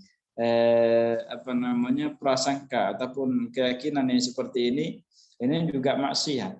Makanya agar seorang hamba itu selamat, yang seyogianya, yang sepatutnya adalah berada di antara pengharapan terhadap rahmat Allah dan antara takut terhadap siksa Allah Ta'ala. Jadi di tengah-tengah. Nah, seperti itu. Nah, ini maksud daripada Ibnu Asakir ya. Kemudian beliau juga mengatakan kam atad-dahru bi usrin fihi lillahi lataif. Ya, betapa banyak suatu masa ini datang membawa kesulitan pada kita. Ya. Jadi sering ya kita ini mendapatkan kesulitan contohnya dan mengarungi kehidupan di dunia ini. Ya biasalah istilahnya itu ya, namanya juga kehidupan di dunia ya seperti itu. Ya namanya kehidupan di dunia seperti itu. Ya. Kemudian karena memang di dunia ini tempat kita capek-capek gitu. Ya. Laqad khalaqnal insana fi kabad. Dan kami telah menciptakan manusia itu dalam kabad. Kabad itu selalu mendapatkan kesulitan, kemelaratan. Itu biasa, manusia itu seperti itu. Ya. Jadi dari lahir langsung nangis contohnya. Nanti belajar jalan, jatuh contohnya. Kemudian nanti besar lagi, sudah mulai besar, nanti mikir nikah, ruwet lagi. Habis sudah nikah, punya anak, mikir tentang anaknya, ruwet lagi. Kemudian nanti setelah itu sudah tua lagi, jadinya banyak lagi pikirannya, sudah capek begitu kan, ruwet lagi. Ya begitulah kehidupan di dunia itu seperti itu. Ya, kam atad-dahru bi usrin, ya betapa banyak masa itu datang membawa kesulitan, tetapi fihi lillahi lataif. Nah, di situ akan ada pertolongan dari Allah Subhanahu wa Ta'ala. Artinya, ya walaupun waktu datang membawa kesulitan, tetapi setelah itu akan datang juga kemudahan. Ya, jadi kalau mendapatkan kesulitan, ya tidak usah terlalu dipikirkan, jalani apa adanya. Insya Allah Ta'ala Allah akan segera memberikan jalan keluar bagi kita. Nah, kemudian sekarang ini ya beliau ini sekarang karangan ini Imam Ibnu Asakir ya, Ibnu Asakir ini pengarang kitab yang akan kita baca ini. Wa sannafa fil fiqhi wal hadisi iddata musannafatin. Nah, beliau itu juga mengarang dalam kitab fikih, dalam hadis beberapa karangan. Nah, dan sebelumnya kita sudah sebutkan ya bahwa beliau ini ahli fikih mazhab Syafi'i. Kemudian meninggalnya kapan? Wa tuwfiya fi ashri Rajab.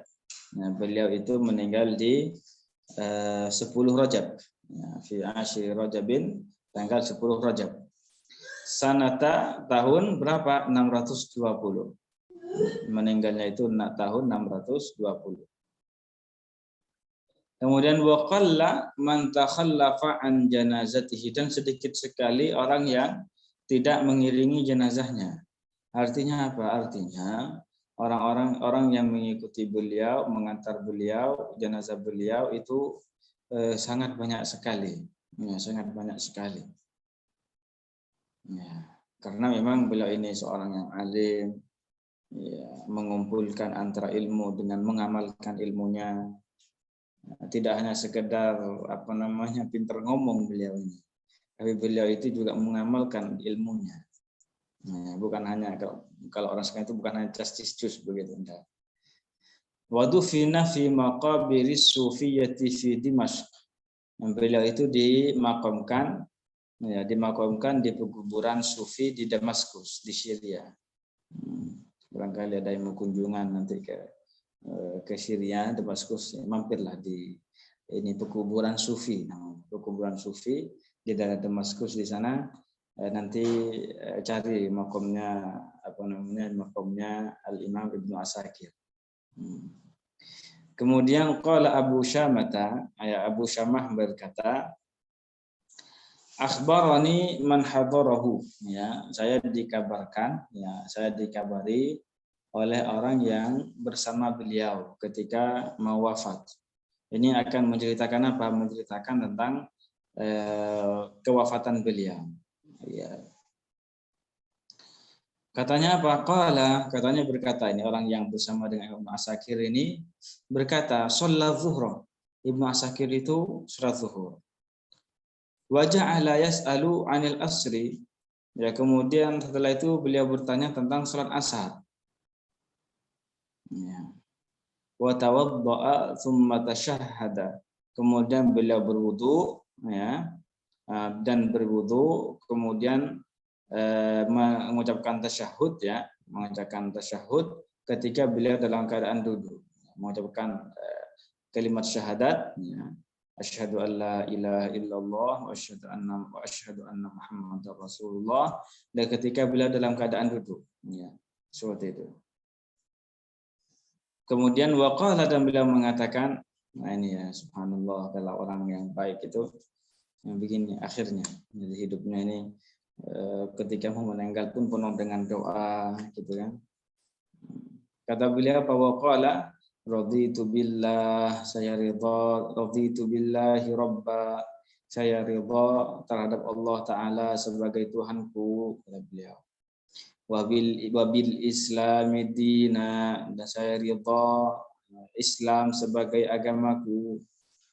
Wabi Muhammadin nabiyya, dan saya ridha Nabi Muhammad sebagai nabiku, kata beliau. Laqanani Allahu hujjati, semoga Allah Ta'ala mengajarkan terhadapku, mengajarkanku hujjahku. Maksudnya beliau berdoa kepada Allah Subhanahu wa Ta'ala untuk dirinya sendiri agar Allah Ta'ala memberikan ketetapan pada dirinya ketika beliau ini di alam kubur, dan ketika beliau nanti di hari kiamat. Ini maksudnya. Wa aqalani asrati, nanti insyaallah maknanya. Wa rahimahul bati, dan semoga Allah Ta'ala merahmati kesendirianku. Aqalani asrati, ini nanti saya cek dulu makna pasnya, saya agak lupa ingat sekarang. Untuk teman-teman yang kalau punya pertanyaan, ditulis saja di ruang chat, nanti di akhir insyaallah Ta'ala saya jawab kalau saya tahu. Setelah itu setelah beliau berdoa ini, beliau mengatakan dua kalimat syahadat, setelah itu beliau bilang raditu billahi rabba wa bil islami dina wa bi Muhammadin nabiyya laqanani Allahu hujjati wa aqalani asrati wa rahima qurbati. Beliau mengatakan apa? Summa qala, setelah itu beliau mengatakan wa alaikumussalam. Subhanallah, ini Setelah baca doa, beliau langsung bilang apa? Menjawab salam. Beliau menjawab salam. Ya, waalaikumsalam. Nah, ini siapa coba yang panggil salam ini? Ya, makanya di sini apa? Orang yang bersama dengan Imam Ibnu Asakir pada waktu itu, fa'alimna, maka kami mengetahui annahu hadaratil malaikah. Ya, setelah memanggil salam kayak gitu, menjawab salam seperti itu kan, orang yang bersama beliau itu mengatakan, kami tahu bahwasanya, ya maka kami tahu bahwasanya telah datang kepada beliau ini para malaikat. Subhanallah. Setelah itu apa? Summa qalaba mayitan, setelah itu beliau meninggal. Nah, kemudian setelah itu beliau meninggal. Ya, ini apa namanya salah satu petanda ya bahwasanya beliau ini meninggal dalam keadaan baik. Bayangkan dibaca 2 kalimat syahadat, kemudian baca doa-doa ini, setelah itu langsung menjawab salam para malaikat, waalaikumsalam. Ya, ini tanda baik. Ya, semoga nanti ya kita semua diberikan kemudahan oleh Allah Taala ketika sakaratul maut dan apa namanya dan ya, husnul khatimah. Itu yang paling penting. Yang paling penting itu kan apa namanya kita selamat di akhirat kan seperti itu. Nah, kita selamat di akhirat di alam kubur dan di akhirat juga selamat, itu yang terpenting. Dijauhkan dari neraka dan masuk surga. Ya, seperti itu. Ini apa namanya keberuntungan yang sebenarnya itu seperti itu. Makanya disebutkan dalam Al-Qur'an itu faman zuhziha 'anil nari wa udkhilal jannata faqad faza. Orang yang dijauhkan dari neraka dimasukkan ke surga, orang ini yang sungguh beruntung. Nah, ini yang beruntung. Ya, semoga nanti kita sama-sama menjadi orang yang beruntung. Nah, wakana kemudian sakitnya beliau meninggal dikarenakan sakit apa? Wa kana maraduhu bil ishali rahimahullahu taala. Dan sakitnya beliau itu dikarenakan mencret. Ya, sakit perut. Ya. Dan semoga Allah taala merahmati beliau. Ya, orang yang meninggal dikarenakan sakit perut ini meninggal dalam keadaan syahid ya. Meninggal dalam keadaan syahid, tetapi di sini namanya syahid di dunia. Syahid di dunia, baik. Sama juga orang yang meninggal dalam keadaan tenggelam. Ya. Ini juga sakit perut. Ini syahid di dunia. Ya, kalau syahid di dunia ini bukan kayak orang yang mati syahid dalam peperangan. Ya, tetapi apa namanya? Tetap seperti orang meninggal biasa, dimandiin, ya, dikafani, disolati dan seterusnya. Sama seperti orang meninggal biasa. Ini sepintas sekilas tentang apa namanya tentang kehidupan beliau. Ya, penting untuk kita ketahui. Kalau nggak mau lupa, bagaimana caranya? Caranya adalah dimurojaah kembali. Ya. Kalau umumnya punya kitab bermakna ya dibaca lagi. Kalau enggak ya solusi terakhir dan mendengarkan rekaman. Ya. Baik, sekarang kita akan masuk ya kepada inti pembahasan dari kitab ini, yaitu tentang tentang bab akidah. Ya, tentang bab akidah.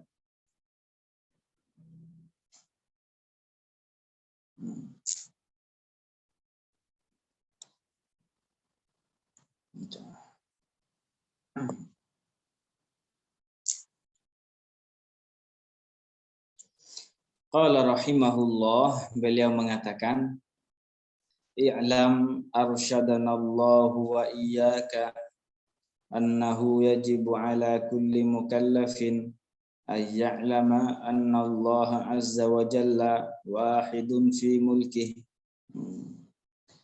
I'lam, ketahuilah arsyadanallahu wa iyyaka, semoga Allah taala memberikan petunjuk kepada kami, kepada kita, wa iyyaka, dan kepada kamu, kepada kalian, kata beliau ini, kata pengarang. Berdoa, amin. annahu yajibu ala kulli mukallafin, bahwasanya diwajibkan atas setiap orang mukallaf ay ya'lama anna Allah azza wa jalla wahidun fi mulkih, ya, untuk mengetahui bahwasanya Allah taala Maha Esa dalam kekuasaannya. Jadi apa namanya, setiap orang mukallaf, ya, orang mukallaf itu orang yang baligh, ya, orang yang berakal dan sampai kepadanya asal dakwah Islam, yaitu la ilaha illallah Muhammadur Rasulullah, tiada Tuhan yang berhak disembah selain Allah, dan Nabi Muhammad adalah utusan Allah. Jadi orang yang memenuhi 3 kriteria ini disebut sebagai orang mukallaf, ya. Artinya dia itu kena beban, dia kena beban untuk masuk Islam. Nah, sedangkan tanda-tanda baligh, pertama kita bilang baligh kan, saya sebutkan secara singkat saja karena ini bukan pembahasan akidah. Tanda-tanda baligh itu bagi orang laki-laki adalah dengan terjadinya salah satu 2 hal. Yang pertama adalah ini ya, ru'yatul mani, melihat mani, maksudnya apa? Mimpi basah atau keluar mani lah, keluar mani. Nah, yang kedua adalah berumur sempurna 15 tahun Qamariyah. Ya, Qamariyah bukan Januari Februari. Ya, Qamariyah itu maksudnya ya Muharram, Safar, Rabiul Awal, Rabiul Tsani sampai akhir.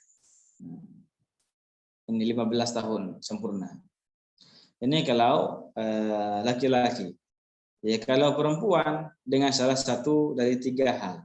Jadi 2 hal, yang pertama tadi yaitu keluar mani dan 15 tahun sempurna atau 15 tahun sempurna, atau yang ketiga atau keluar darah haid, ya, atau keluar darah haid.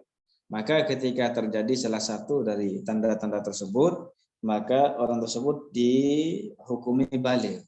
Ya, dan tidak disyaratkan harus ngumpul 3-3-nya, terjadi 3-3-nya. Nah, penting salah satu dari hal tersebut terjadi bagi seseorang, maka orang tersebut sudah menjadi baligh. Ini dia.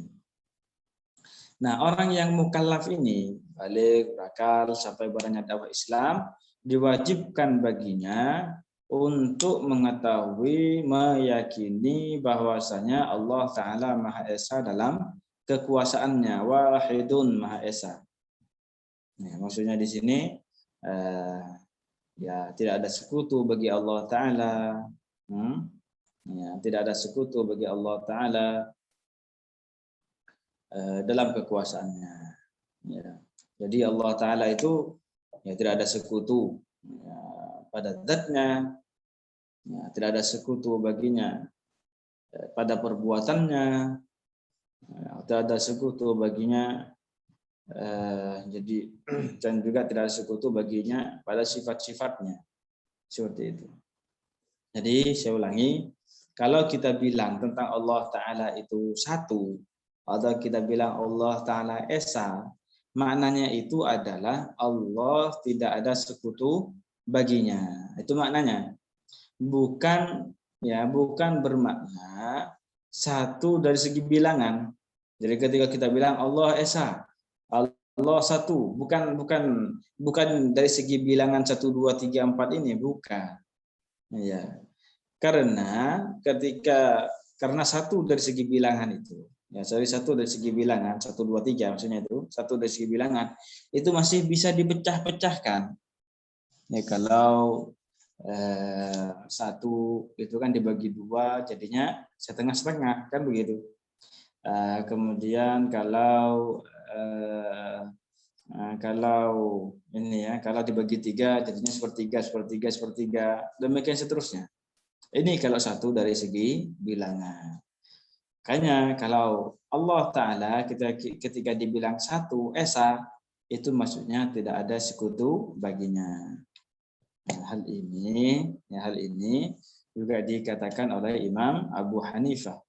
Ya, beliau mengatakan Allahu wahidun la min tariqil adad walakin min tariqi annahu la syarikalah.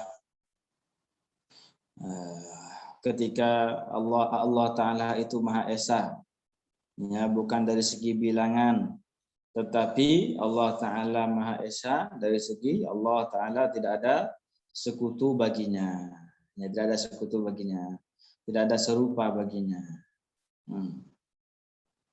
Nah, asyarhu, kita masuk syarahnya, ini ya, yang paling atas saya naikkan, biar lebih mudah. Asyarhu, syarahnya, annal mulka, tadi kan pengarang atau matan Ibnu Asakir mengatakan apa? Wahidun fi mulki, ya, wahidun fi mulki, esa dalam kekuasaan. Al-mulk, al-mulk itu maknanya apa? Huwa sultan, maknanya adalah kekuasaan. Maknanya adalah kekuasaan. Wal makna, nah sekarang makna dari makna daripada perkataan Ibnu Asakir itu yang disebutkan tadi di atas, annahu yajibu ala kulli mukallafin, bahwasanya diwajibkan atas setiap orang mukallaf ayya'taqida, untuk meyakini, jazman secara pasti, min ghairi syakkin, tanpa ada keraguan sedikit pun, annallaha ta'ala la syarika lahu fi sultanih, yakin seyakin-yakinnya tanpa ada keraguan sedikit pun bahwasanya Allah Ta'ala tiada sekutu baginya dalam kekuasaannya. Ai laisa li hadzal alam, arti malikun ghairu, artinya alam ini tidak mempunyai pemilik selain Allah Ta'ala. Jadi yang memiliki alam ini hanya Allah Ta'ala. Wala mudabbirun ghairuhu, dan tidak ada yang mengatur alam ini, ya, secara keseluruhan kecuali Allah Subhanahu wa Ta'ala. Wala ilaha ghairuhu, wala ilahun ghairuhu, dan juga alam ini tidak mempunyai Tuhan selainnya. Nah, ini makna dari perkataan musannif tadi. Ya. Kemudian di sini yang perlu saya jelaskan sedikit.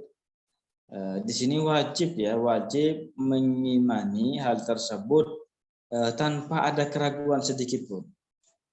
Tanpa ada keraguan sedikit pun, karena keraguan sedikit pun tentang hal tersebut, ini apa? Menjerumuskan seseorang kepada kekufuran, ya, akan menjerumuskan kepada kekufuran, ya, menjauhkan seseorang, mengeluarkan seseorang dari iman. Makanya di sini apa disebutkan? Mengimani hal tersebut tanpa ada keraguan sedikit pun. Itu dia. Makanya dalam karena iman itu apa definisinya? Ya, iman itu maknanya adalah at-tasdiqul jazim, yaitu membenarkan secara pasti. Nah, jadi secara pasti tanpa ada keraguan, ini iman. Jadi kalau masih ada keraguan, itu bukan iman. Kayaknya dalam Al-Quran itu Allah Ta'ala berfirman, innamal mu'minuna alladzina amanu billahi wa rasulihi thumma lam yartabu. Innamal mu'minuna, ya, orang-orang yang beriman itu siapa mereka? Alladzina amanu billahi wa rasulihi, yaitu orang-orang yang beriman terhadap Allah dan Rasulnya. Tsumma lam yartabu, kemudian mereka tidak ada keraguan dalam hati mereka. Mereka tidak meragu-ragukan hal itu. Ya, bisa dipahami ya. Jadi ini dia. Yang namanya iman itu tidak akan bisa bercampur dengan keraguan. Ya, karena iman sendiri itu kan membenarkan secara pasti. Nah, kalau ragu itu kan tidak pasti. Makanya keduanya ini tidak akan bisa menyatu. Nah, keduanya tidak akan bisa menyatu, yaitu iman dengan keraguan. Baik, ini sekedar mengingatkan kembali. Kalau ada yang tidak paham, langsung ditulis ya. Insya Allah Ta'ala waktu kita tidak banyak ini. Sebentar lagi kita selesai. Wal wahidu, ya wal wahidu. Saya naikkan. Wal wahidu dan al wahid. Kata al wahid ya.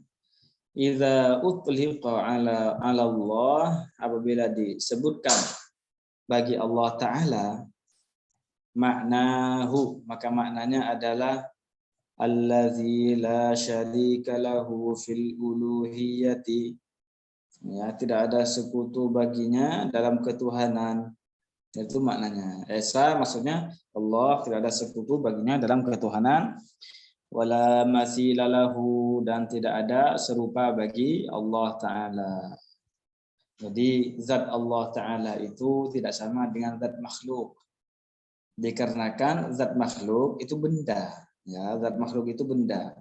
Mempunyai ukuran, panjang, lebar, bentuk. Ya, apa namanya, ada yang orang itu kecil banget, ya, pendek banget, ada yang tinggi banget, ada yang sedang. Nah, itu makhluk gitu. Sedangkan zat Allah Ta'ala itu bukan benda. Ya, zat Allah Ta'ala itu bukan benda, bukan sesuatu yang punya ukuran, lebar, panjang, kedalaman, tersusun, ya, mempunyai bentuk. Ya, Allah tidak mempunyai bentuk, dan seterusnya. Kemudian perbuatan Allah Ta'ala itu tidak sama dengan perbuatan makhluknya. Karena perbuatan Allah Ta'ala itu adalah menciptakan. Dari tidak ada menjadi ada. Jadi Allah menciptakan manusia, menciptakan perbuatan manusia dari tidak ada menjadi ada. Sedangkan makhluk, nah, perbuatan makhluk itu bukan menciptakan. Ya, karena tidak ada satupun dari makhluk yang bisa menciptakan dari tidak ada menjadi ada. Yang bisa dilakukan hanya apa? Berusaha. Ya, dan berusahanya ini pun itu adalah ciptaan Allah Subhanahu wa Ta'ala. Kemudian sifat-sifat Allah Ta'ala ini juga tidak sama dengan sifat kita. Nah, sifat kita ini mempunyai permulaan. Contohlah, ilmu kita ini bertambah, ya kan? Kalau kita lagi belajar kayak gini, ilmu kita bertambah. Nah, setelah itu, kalau kita tidak merojaah, tidak mengulangi lagi pelajaran, nah, ilmu kita bisa berkurang lagi. Nah, jadi ilmu kita itu bisa bertambah, bisa berkurang, berubah. Nah, sedangkan ilmu Allah Ta'ala itu tidak berkurang dan tidak bertambah. Ya, dikarenakan kalau ilmu Allah bertambah, berarti ada sesuatu sebelum itu yang tidak diketahui oleh Allah. Setelah itu Allah Ta'ala menjadi tahu, maka ilmu Allah Ta'ala itu bertambah. Nah, kan seperti itu. Berarti sebelum ilmu Allah bertambah, berarti ada sesuatu yang tidak diketahui oleh Allah dan itu mustahil. Ya. Nah, demikian juga ilmu Allah itu tidak berkurang, dikarenakan kalau ilmu Allah Ta'ala berkurang, berarti ada sesuatu yang asalnya diketahui, setelah itu tidak diketahui oleh Allah, setelah itu Allah menjadi bodoh. Nah, ini mustahil juga bagi Allah. Jadi ini ya maksudnya, sifat Allah Ta'ala itu tidak sama dengan sifat makhluknya. Nah, sekarang, wal mukallafu, dan orang mukallaf. Yang maksud dengan orang mukallaf adalah wal balighu al-aqilu. Beliau adalah seorang yang baligh, al-aqilu, orang yang berakal. Jadi kalau orang gila bukan mukallaf namanya. Kalau orang belum baligh, bukan mukallaf namanya. Allazi balaghathu da'watul Islam, yang telah sampai kepadanya dakwah Islam. Maksudnya di sini apa? Sampai kepadanya asal dakwah Islam, yaitu la ilaha illallah Muhammadur Rasulullah, dengan bahasa yang dia pahami. Walaupun dia dengar ketika azan, dia ketika azan mendengar la ilaha illallah Muhammadur Rasulullah, kemudian dia itu apa? Dia tahu makna itu, tahu maknanya, maka diwajibkan baginya untuk masuk Islam.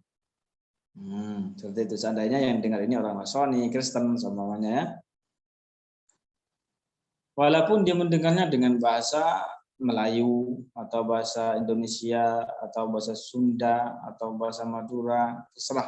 Yang penting sampai kepadanya la ilaha illallah dengan bahasa yang dia pahami, kemudian dia balik dan juga berakal, maka dia adalah seorang yang mukallaf, kena beban. Jika dia orang kafir, non muslim, diwajibkan baginya untuk masuk Islam. Jika dia orang yang Islam, diwajibkan baginya terbebani, terkena beban untuk melaksanakan kewajiban yang Allah Ta'ala wajibkan kepadanya, menjauhi yang diharamkan dan terus menetap dalam agama Islam selamanya. Seperti itu. Habis ini, ya setelah ini sudah selesai ya. Bahasan pertama membahas tentang keesaan Allah Ta'ala. Allah tidak ada sekutu baginya. Allah tidak serupa dengan apapun. Dan maksudnya setelah ini beliau akan menjelaskan kepada kita bahwa Allah adalah pencipta segala sesuatu. Ya. Mungkin sampai di sini saja pembahasan kita kali ini.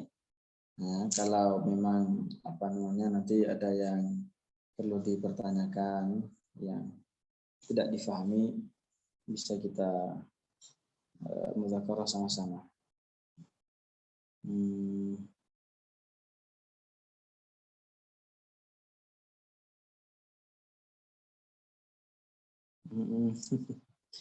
Iya. Ini sebenarnya agak panjang ya pembahasannya, pertanyaan itu tentang pembagian tauhid, katanya uluhiyah, rububiyah, asma wa sifat. Ini lumayan panjang. Tapi saya coba ringkas sajalah secara singkat gitu ya. Pertama, pembagian ini uluhiyah, rububiyah, asma wa sifat, ini pembagian seperti ini tidak ada dalilnya. Itu yang pertama. Baik dari Al-Quran ataupun hadis ataupun dari perkataan para ulama yang mu'tabar, bahwasanya tauhid itu menjadi 3, gitu. Itu tidak ada dalilnya. Sekarang kalau orang sekarang ini ya membagi ini ya, membagi tauhid menjadi 3 ini, ya ngambil dari ayat Al-Quran itu yang ada kata uluhiyah, yang ada al-ilah, kemudian ada kata Rabb begitu, kemudian dijadikan dalih oleh mereka bahwasanya ini adalah dalil adanya tauhid rububiyah, ini dalil adanya tauhid asma wa sifat dan semacamnya. Tapi itu tidak seperti yang mereka katakan. Itu yang pertama. Yang kedua tentang masalah uluhiyah rububiyah itu kan, itu intinya sama. Ya uluhiyah ya rububiyah gitu. Itu kan rububiyah itu kan dari kata Rabb ya kan. Dan al-uluhiyah kan dari kata al-ilah ya kan. Ini sama, al-ilah huwa Rabb ya, al-ilah ya itu Rabb itu ya ilah begitu loh. Jadi tidak ada beda, itu sama. Ya. Kalau orang meninggal itu yang disebutkan dalam hadis-hadis itu, ya, pertanyaan para malaikat itu apa coba? Marrabbuka, ya kan? Waman nabiyuka, siapa Tuhanmu dan siapa Tuhanmu dan siapa nabimu? Ya, dan seterusnya. Ya, ini saya sebutkan sebagian saja. Dan tidak ditanyakan dan tidak ada riwayat yang menjelaskan apa coba, bahwa misalnya nanti mayit ketika dikubur ini akan mendapatkan 2 pertanyaan. Pertanyaan pertama, mar rabbuka, siapa Rabbmu? Habis itu kalau sudah dijawab, man ilahuka, siapa ilahmu? Nah, tidak ada itu. Tapi apa yang mayit itu ditanya mar rabbuka, sudah, siapa Tuhanmu? Ya, siapa Tuhanmu? Seperti itu. Ini salah satu bukti bahwasanya tidak ada bedanya. Ayat Rabb itu ya ilah ya Rabb, begitu. Kemudian yang berikutnya, yang ketiga, ya, mereka ini sebenarnya membagi ini mempunyai tujuan tersendiri. Mempunyai tujuan tersendiri dengan pembagian ini. Karena tujuan mereka ini pada hakikatnya, mereka itu dengan pembagian ini ingin mengkafirkan, pertama, orang yang bertawassul. Bertawassul dengan Nabi. Contohnya, ya Allah, tawassul itu kan, kalau kita contohkan dengan bahasa Indonesia, ya Allah, dengan sebab Nabi Muhammad, kabulkanlah doaku. Kata mereka, ngapain kalau doa itu kok pakai wasilah, kok pakai perantara. Allah tidak butuh perantara, kata mereka seperti itu. Ini namanya celetohan ini. Celetohan ya dalam bahasa kita. Ya, kalau orang bilang kayak gini pada kita. Kalau kita doa kayak gitu, kemudian tiba-tiba ada yang negur kita. Dengan bahasa seperti itu kan nggak enak itu. Kita katakanlah, ngapain kamu ngatur-ngatur agama Allah Ta'ala? Jadi kata mereka bilang, ngapain kamu pakai perantara kalau berdoa pada Allah Ta'ala? Kita jawab apa? Ngapain kamu ngatur-ngatur agama Allah Ta'ala? Kita juga di dalam agama Allah Ta'ala itu diperbolehkan kalau kita berdoa seperti ini. Ngapain kamu ngatur agama Allah Ta'ala? Nah, tujuan mereka bilangnya apa coba? Mereka bilangnya orang yang bertawassul dengan Nabi itu dihukumi kafir, musyrik, kata mereka, dikarenakan orang ini belum mentauhidkan Allah Ta'ala dengan tauhid uluhiyah, kata mereka. Ya, jadi dikarenakan kata mereka itu kalau uluhiyah ini, tauhid uluhiyah, meyakini dalam hati bahwasanya Allah Ta'ala saja yang berhak disembah. Sedangkan orang yang bertawassul, di samping dia menyembah Allah, dia menyembah Nabi Muhammad juga. Nah, ini bisikan setan awalnya terhadap mereka itu. Kalau Rabb, kata mereka, ke arti rububiyah itu mereka meyakini bahwa Allah Ta'ala saja yang menciptakannya. Nah, yang menciptakan alam ini adalah Allah Ta'ala. Itu perbedaannya mereka seperti itu, kata mereka. Yang kedua, tujuan mereka itu adalah mengkafirkan orang yang mentakwil ayat mutasyabihat. Kalau kita bilang Ar-Rahman 'alal 'arsy istawa, maknanya Allah menguasai arsy, bukan Allah bersemayam di atas arsy. Kata mereka, orang ini hukumnya kafir dikarenakan dia tidak mentauhidkan Allah dengan tauhid al-asma was sifat. Nah, seperti itu. Makanya di sini kita harus jeli ya, sebagai orang ahlus sunnah kita harus jeli tujuan mereka itu apa, sehingga kita tidak hanya sekedar ikut-ikutan begitu ya, digeret ke sana ngikut, digeret ke sini ngikut. Jangan sampai seperti itu. Kita itu bukan sifat seorang mukmin yang sempurna, tidak kayak gitu ya, jangan sampai ngikut-ngikutan, tidak jelas. Itu ya sudah singkat seperti itulah. Wilayah tidak sampai padanya dakwah Islam, ukurannya apa Ustaz? Saya kalau sekarang itu apa ada daerah yang belum sampai dakwah Islam, saya tidak tahu. Tapi ini bukan sesuatu yang mustahil ya. Bukan sesuatu yang mustahil bahwasanya ada sebuah daerah yang belum sampai kepadanya dakwah Islam. Bisa saja itu, bisa saja. Tapi apakah konteksnya betul-betul ada dan di mana? Ini saya tidak tahu. Tapi bukan sesuatu yang mustahil, bisa jadi ada sebuah daerah yang belum sampai kepada mereka dakwah Islam. Ukurannya seperti apa? Yang penting ya. Kalau ini yang sering terjadi di mana? Ini mungkin saya hanya sekedar memberikan sedikit gambaran. Yang sering terjadi itu ini di daerah pedalaman, sebuah daerah pedalaman begitu. Ya, ada sebuah pedalaman. Kalau mungkin kita bisa membayangkan ya sekarang kutub utara lah. Ya, tapi saya tidak mengatakan betul-betul tidak sampai pada mereka. Ini hanya sekedar gambaran. Bisa jadi seperti itu. Di kutub utara contohnya ya, jauh sekali. Jauh sekali sana. Nah, di sini di sana itu bisa jadi apa? Tidak ada dai contohnya. Tidak ada dai ke sana, tidak mempunyai TV contohnya, tidak ada orang azan contohnya. Intinya itu dia itu tidak pernah mendengar la ilaha illallah Muhammadur Rasulullah dengan bahasa yang dia pahami. Tiada Tuhan yang berhak disembah selain Allah dan tidak ada dan Nabi Muhammad adalah utusan Allah. Ya. Intinya dia tidak mendengar hal ini, maka dia bukan orang yang mukallaf. Ya, tidak sampai kepadanya asal dakwah Islam. Nanti kalau betul-betul tidak sampai kepada dakwah Islam, ini tidak akan disiksa oleh Allah Taala. Ya, faba'atsallahu nabiyyina, bukan.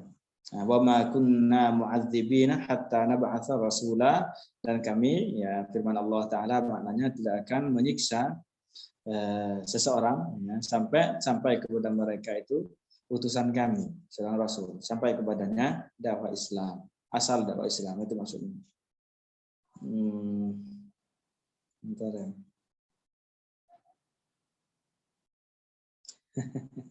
Ya, Jus Makjuj. Yang punya nomor teleponnya ya. Punya telepon nggak mereka itu? Kita tanyakan. Nah, tapi memang ulama menjelaskan ya bahwasanya Ya'juj Ma'juj itu mukallaf ya. Disebutkan dalam kitab-kitab itu bahwasanya pada ketika Nabi Isra Mi'raj, itu menyampaikan kepada mereka dakwah Islam. Sehingga apa? Sehingga mereka itu menjadi orang yang mukallaf. Menjadi orang mukallaf. Nah, kalau masalah mereka ini siapa? Ya, ceritanya bagaimana? Ini masuk tanda-tanda hari kiamat. Nanti kapan-kapan coba kita buat kajian kitab khusus tentang tanda-tanda kiamat. Ini sudah banyak yang terjadi sekarang. Tanda-tanda kecil kiamat sudah banyak yang terjadi.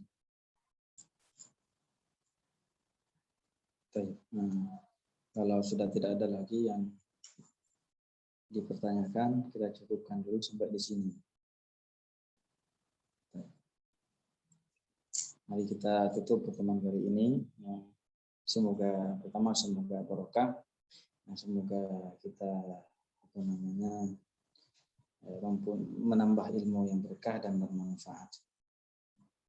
Kita tutup dengan tahlil la ilaha illallah, la ilaha illallah, la ilaha illallah. Allahumma shalli ala sayyidina Muhammad wa ala alihi wa sahbihi wasallim. Allahumma shalli ala sayyidina Muhammad wa ala alihi wa sahbihi wasallim. Allahumma shalli ala sayyidina Muhammad wa ala alihi wa sahbihi wasallim. Rabbi firli wa liwalidayya wa lil mu'minina wal mu'minat.